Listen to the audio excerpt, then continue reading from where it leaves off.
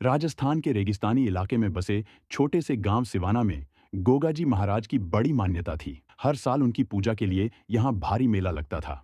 गांव के लोग बताते थे कि गोगाजी एक महान योद्धा थे जिन्होंने अपनी जान पर खेलकर गांव को दुश्मनों और प्राकृतिक आपदाओं से बचाया था। उनके बारे में यह भी कहा जाता था कि वे आज भी गांव की रक्षा करते हैं। गांव के बाहर एक पुराना किला था जो वीरान और रहस्यमय था। लोग कहते थे कि किले में गोगाजी की आत्मा निवास करती है, लेकिन कोई भी वहां जाने की हिम्मत नहीं करता था। इस कहानी की शुरुआत होती है आदित्य नामक एक युवा से, जो पुरानी इमारतों और ऐतिहासिक स्थलों का शोध करता था। वह गोगाजी की कहानी सुनकर सिवाना पहुंचा। उसे गोगाजी के बारे में सुनकर यह जानने की उत्सुकता हुई कि क्या यह सब सिर्फ लोक कथाएं हैं या उनके पीछे कोई सच्चाई है। गांव के बुजुर्गों ने उसे किले में न जाने की चेतावनी दी, लेकिन जिज्ञासा के वशीभूत आदित्य ने उनकी बात अनसुनी कर दी। उसने सोचा, अगर गोगाजी इतने महान थे तो उनकी सच्चाई को दुनिया के सामने लाना चाहिए। रात के समय आदित्य किले में गया। वहां हर कदम के साथ उसे अजीब अजीब आवाजें सुनाई देने लगी। जैसे ही वह किले के मुख्य द्वार के पास पहुंचा, एक ठंडी हवा का झोंका उसे छू गया। अंदर जाकर उसने देखा कि दीवारों पर गोगाजी की युद्ध करते हुए तस्वीरें बनी थीं। किले के एक कोने में उसे एक गुप्त दरवाजा मिला। दरवाजा खोलते ही वह एक गहरे तहखाने में पहुंच गया। वहां उसे एक प्राचीन तलवार और गोगाजी की मूर्ति दिखाई दी। तभी अचानक तलवार चमकने लगी और आदित्य को ऐसा लगा जैसे मूर्ति ने उसे घूर कर देखा।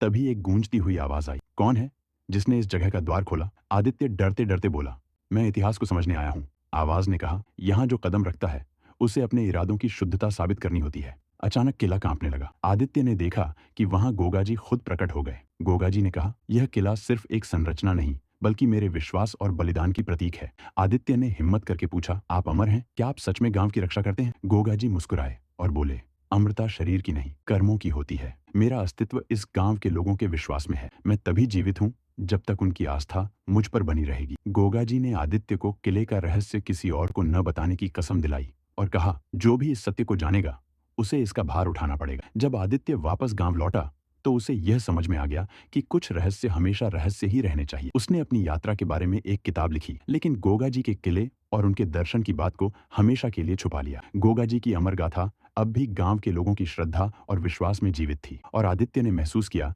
कि सच्ची अमरता सिर्फ यादों और कर्मों में होती है। आदित्य के मन में गोगाजी के दर्शन के बाद अजीब सी बेचैनी थी। वह गांव लौट तो आया, लेकिन उसकी आंखों में वह रहस्यमय किला और गोगाजी की बातों की गूंज अब भी तैर रही थी। उसने गोगाजी की कही बातें और उनके दर्शन को अपने शोध के नोट्स में लिखा, लेकिन जैसा वादा किया था उसने इसे सार्वजनिक नहीं किया। गांव के बुजुर्गों ने आदित्य के बदले व्यवहार को नोट किया। उनमें से एक, जिसे लोग दादाजी कहकर पुकारते थे, ने उससे कहा, बेटा, गोगाजी से जो कुछ भी सीखा है उसे संभाल कर रखना। वे सबको दर्शन नहीं देते। ये एक उत्तराधिकार है जो केवल चुने हुए लोगों को ही मिलता है। कुछ दिन बाद गांव में एक अजीब घटना घटी। पास के दूसरे गांव से कुछ लुटेरे सिवाना में आकर लूटपाट करने लगे। गांव के लोग घबराए हुए थे। वे गोगाजी के मंदिर में जमा होकर उनकी पूजा करने लगे। आदित्य को यह देखकर गोगाजी की कई बातें याद आईं। उसने महसूस किया कि अब वक्त आ गया है कि वह कुछ करे। उसने गांव वालों को एकजुट किया और कहा, गोगाजी ने हमें सिखाया है कि हर चुनौती का सामना हमें अपनी हिम्मत और विश्वास के साथ करना चाहिए। डरने का समय नहीं है, हमें खुद को बचाना होगा। आदित्य ने किले में मिली तलवार को याद किया। वह जानता था कि उस तलवार में कोई असामान्य शक्ति थी। उसने साहस जुटाया और किले में जाकर तलवार को उठाया। जैसे ही उसने तलवार को छुआ, उसे लगा जैसे उसमें गोगाजी की शक्ति समा गई हो। आदित्य तलवार लेकर गांव लौटा और लुटेरों का सामना करने के लिए तैयार हुआ। गांव के लोग, जो अब तक डर में छुपे हुए थे, आदित्य के साहस को देखकर उत्साहित हो गए। उन्होंने हथियार उठा लिए और लुटेरों का मुकाबला करने लगे। लड़ाई के दौरान आदित्य ने देखा कि जब भी वह तलवार चलाता, उसके वार अचूक हो। लुटेरे यह देखकर डर गए और भागने लगे। गांव वालों ने पहली बार ऐसा देखा कि एक साधारण सा युवक उनके लिए एक योद्धा बन गया था। लड़ाई खत्म होने के बाद गांव के लोग आदित्य को गोगाजी का अवतार मानने लगे, लेकिन आदित्य ने उन्हें समझाया, मैं केवल एक साधारण इंसान हूँ। यह सब गोगाजी की कृपा और उनकी सिखाई हुई बातों का नतीजा है। उन्होंने हमें खुद पर भरोसा करना सिखा। गोगाजी के मंदिर में विशेष पूजा का आयोजन हुआ और किले से लाई गई तलवार को मंदिर में रख दिया गया। अब गांव वाले न केवल गोगाजी की गाथाओं को बल्कि आदित्य की बहादुरी की कहानियों को भी याद रखने लगे। लेकिन कहानी यहीं खत्म नहीं होती।